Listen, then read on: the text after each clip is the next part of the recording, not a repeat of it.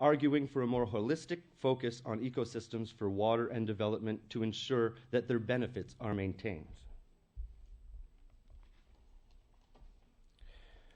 Those interlinkages between water and sustainable development reach far beyond its social, economic, and environmental dimensions. The report goes on to describe 6 critical challenge areas in which water plays a vital role. Services result in substantial economic gains. Despite some important progress over the past 15 years, WASH remains a critical challenge across Africa and in many parts of Latin America, Caribbean, and Asia-Pacific regions. The increase in the number of people without access to water and sanitation in urban areas is directly related to the rapid growth of slum populations in the developing world and the inability or unwillingness of local and national governments to provide adequate water and sanitation facilities to these communities.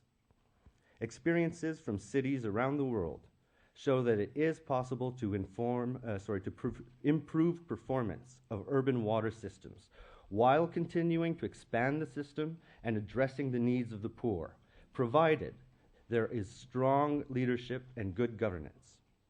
Although the phenomenon is widespread throughout all developing regions, accelerated urbanization will be particularly prominent in the Asia-Pacific.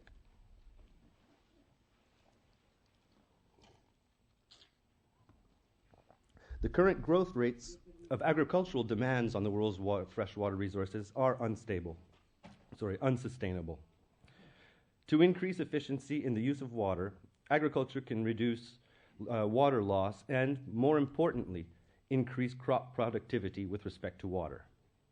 Experience from high-income countries shows water pollution can be reduced through a combination of incentives, including more stringent regulation, enforcement, and well-targeted subsidies. Only 5% of Africa's cultivated land is irrigated.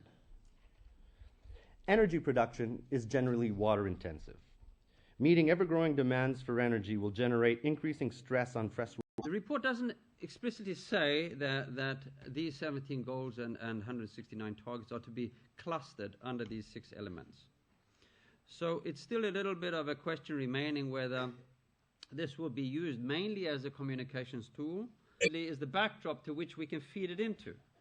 So what I've highlighted with blue here, they are the different sessions of the General Assembly when they will be negotiated.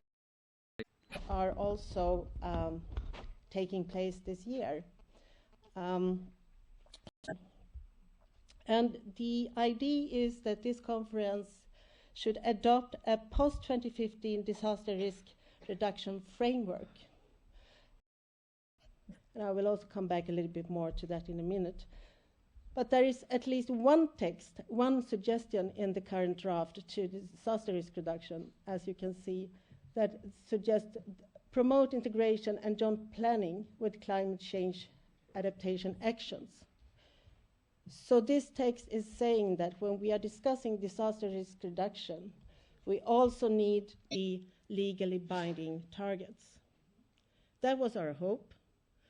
But what I hear many saying is that we're still trying to push for it, but it's not sure that we, to the end of the day, will have an agreement with legally binding targets. Instead, something else has turned up on the scene, and that is called intended nationally determined contributions. And right now, these are sort of parallel to the idea of an agreement on binding targets.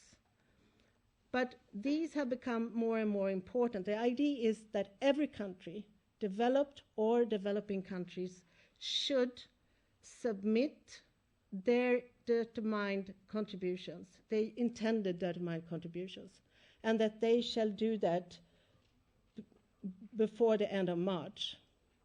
Developed and developing countries. In this, they have to say something about mitigation, meaning reducing greenhouse gases.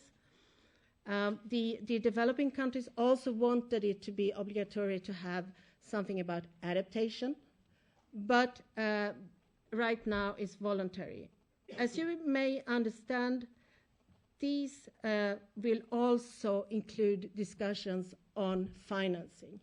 Because, of course, when you say that everyone has to contribute suggestions on some of the actions that the poorer countries are doing, has been discussed, saying in light of different national circumstances. And this one comes from the deal between China and US that was made just a month or even less before the Lima conference. So this is a way to say, well, we still have poorer countries and richer countries, but it's a wider spectrum, and we don't want this divide between rich and poor anymore. We've been around for quite some time as SIWI to see if we can sort of discuss water in the climate negotiations. If I said we have succeeded well with the SDGs, and, well, could have gone better with the disaster risk reduction, if you look into the texts of the climate change processes, it isn't that successful.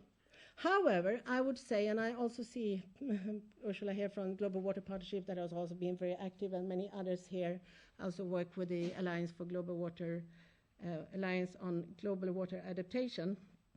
And together, many of us have been trying to address water in the context of climate change. And I would say that the recognition amongst negotiators and partners has increased over these 6 years. They ask us for advice, they want our support. And for instance, the chair of the IPCC said in one of the side events that we organized in Lima, that water is critical to how we experience impacts, develop adaptation solutions to climate change, and ensure climate mitigation is effective. And I think the recognition of water also being related to mitigation is new. And you can also see it from the Swedish ambassador talking about water being important also for energy and for mitigation. And that relates to the theme UN Water had last year on water and energy. We have actually succeeded in raising the issue that water and energy is also connected, and thereby also mitigation. In order to be successful in reducing greenhouse gases in a good way, we are dependent on water. So where can we look if we want to look into the Lima and into Paris? I think, and we think, that the intended nationally dirty mine contributions are really important. It's not really clear what they will contain, but here we have a chance to talk to countries saying that when you are submitting what you are doing, you can also integrate water. Then we have something called the Warsaw International Mechanism on Loss and Damage that deals with, as you can see, this is disaster risk reduction too, but in UNFCCC. And right now there is a program where it suggests that there's a need for looking at risk management, to coordinate with other efforts, and to find resources. And here we can clearly see that this is the same language as the one on disaster risk reduction.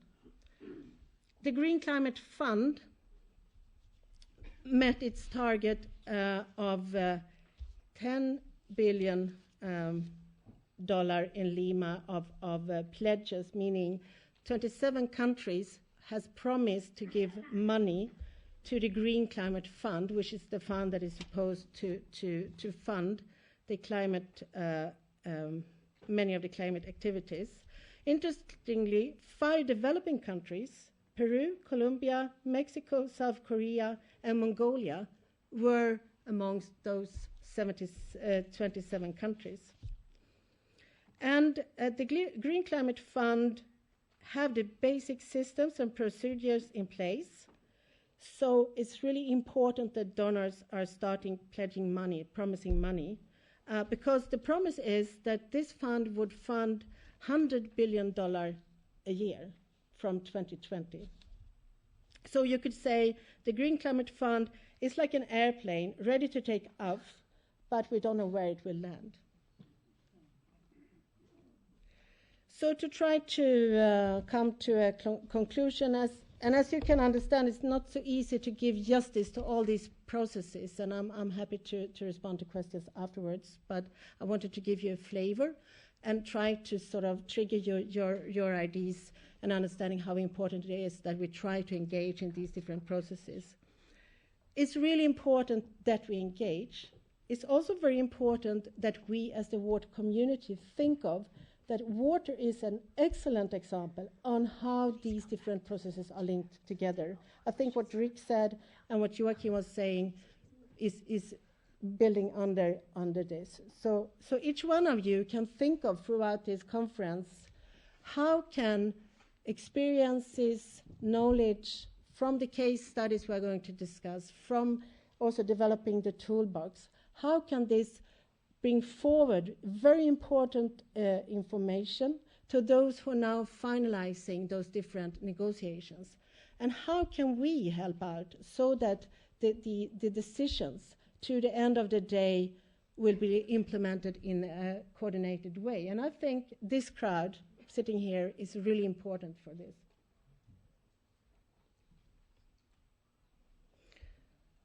So you could say that the fact that we have 3 or 4, depending on how you want to define it, parallel processes throughout this year is a possibility to reinforce one another. It can also be a risk, for instance, that climate issues that are difficult to deal with are dumped over to the discussions on the development goals. One issue, for example, there's a climate goal right now suggested. Is that a good or bad thing? That is something that could be discussed. First instinct is very good. We need a goal on climate. Some of the negotiators under the UNFCCC, some of the key ones, says that there is a risk that negotiators are dumping the problems over to the other process. That was why Rio Plus 20 didn't talk much about climate because of the fear for sort of inheriting the problems from the UNFCCC negotiations. And as I said before, next challenge would be how can the SDG targets and indicators be aligned with the post-2015 DRR framework and the climate agreement? And one very practical example is how can the UNFCCC adaptation framework and the loss and damage that I was talking briefly about before, and the disaster risk reduction framework be linked together? And we're the same people, so maybe we can help the negotiations that are sort of negotiating in different silos, help them to see the bridges. And big question, how will the different financial funds mechanisms be coordinated? We have a very busy year. I think the schedule Joachim showed before showed that. And I think we can all be assured we will know what to do over our days. There are some important milestones in our own community. First, the Water Day, of course, then also the World Water Forum. And I think it would be wrong of me if I didn't take the chance to also welcome you all to the World Water Week. It's actually the 25th Water Symposium we are organizing, so it's going to be a big... Hello. I have no idea. Nice reply. Conversations on transboundary waters that you also were referring to are extremely tricky, and this is of course the 100 billion question, how to deal with it. Because of course from my institute's perspective, we deal a lot with transboundary waters and we think it's really important, but we also see I've seen the emotions in a room when this issue comes up. When that elephant comes into the room, it stalls a lot of other discussions. So the tricky question is when and how to sort of discuss it. You feel bad that water security is not there as a concept. And yeah. What about you? So we have 3 minutes, okay? And the last one will be Richard. I think he mentioned one thing, that defining the challenge before having the SDGs. Which should be the correct way, Joachim? No, because he was presenting the challenge for the SDG agenda, but he said it's difficult to say which should be the challenge if I don't know which the SDGs are going to be. But what should be first, defining the challenges or what? I think what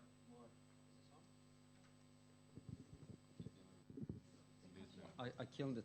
I said the wrong thing. Censored. 1 minute. No, I think I understood it differently. I think the problem that was there was trying to write a report that has to be written beforehand and has to be relevant in a context that is like 6 months later on, and therefore it's difficult then to be relevant 6 months ahead for a process. It's like a moving target. I think that's how I saw the problem. But the report is about the challenges. No? Yeah, but the challenges have to be relevant in the context when it's published. Otherwise, it doesn't make sense. That's what I'm saying. They have to write a report on what is water sustainability after the goals have been defined. I think what you are going to write will be useful anyway. You will be the last because I think you have thought a lot about that. So, Karin, please. Well, it's no, I'm Swedish consensus seeker here. I think, of course, it's important that we try to define together with others, because I also think what you said before, Joachim, with sort of thinking of to whom we are speaking and from where we are coming, and not taking for granted that everyone knows our jargon. And so it's really important that we are trying to where that discussion. We didn't know, for instance, if there would be goals or not. So how do we then write a report to sort of get it right? Because we want to see where are the best entrance points for what we want to say. And if you don't know where they are, it's more difficult to sort of define the map. Okay, Richard, and please think that maybe they are going to decide not to have water. Would the report will be irrelevant? Yeah, but of course not. But what the report will show is that they made a big mistake. I think, you see, the objective of the report, in the context of the SDGs, it kind of has multiple goals. And it's interactive. On one hand, we would have wanted the report, if the report came out a year before, then it would have been to inform the process, to give solid arguments as to why this can be a target, why this can be a target, why that. If it would come out after the fact, then it could argue the pros, this is great, and this is what's missing that countries might want to consider outside the context of the SDGs. Since they were done in parallel, we were kind of screwed. And so, and because if we completely missed the boat, if we decide, okay, here's what we think is the most important, and that's not reflected in the SDGs, then either the SDGs or the report loses credibility, and it would probably be the report, but I would argue it would be the SDGs. And so we've had to create something that would both inform and support the process of the SDGs just as it's coming out in the last, but also something that would still have some background material and some use to once the SDGs are out, to be able to link back, even if it's